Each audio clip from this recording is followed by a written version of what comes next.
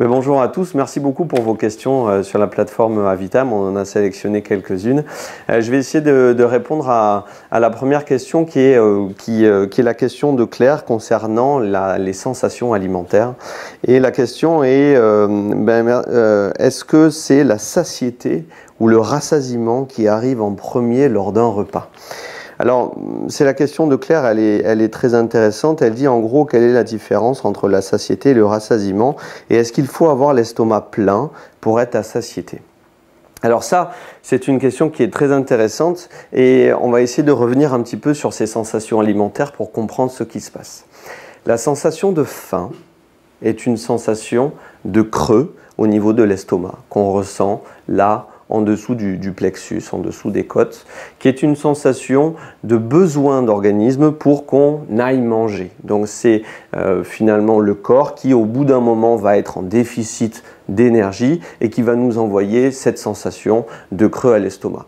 C'est exactement la même chose que le sommeil pour aller dans son lit pour dormir, l'envie de faire pipi pour aller aux toilettes, la soif pour boire. Et bien, la faim, c'est le signal que nous envoie notre organisme pour aller manger.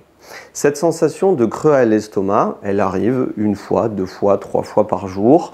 Et lorsqu'on va commencer à manger, eh bien, très rapidement, la sensation de faim, ce creux que l'on avait là, commence à diminuer. Et cette diminution de la sensation de faim, ça s'appelle le rassasiement.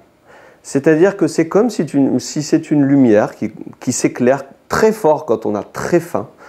Et bien, au bout d'un moment, elle va commencer à être un petit peu moins éclairée, un petit peu moins lumineuse.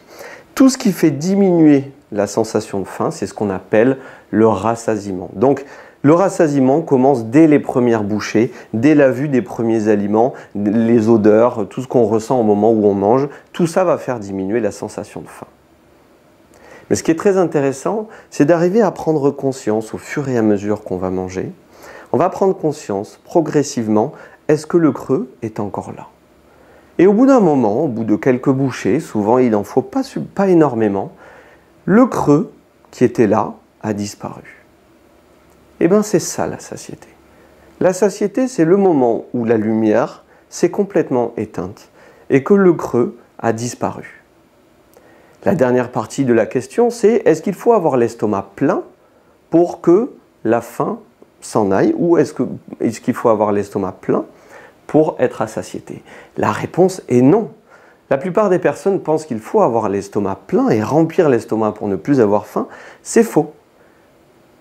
Le fait d'être à satiété, c'est le moment où le creux s'en va. Et très souvent, en ayant l'estomac un petit peu rempli, en ayant l'estomac encore léger, cela suffit souvent à avoir la faim qui a disparu.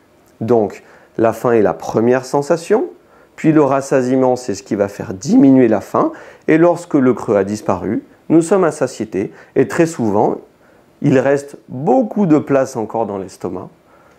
Et le rassasiement, c'est ce qui va permettre de suivre tout ça avec les propres sensations corporelles. Voilà, j'espère avoir répondu à ces questions.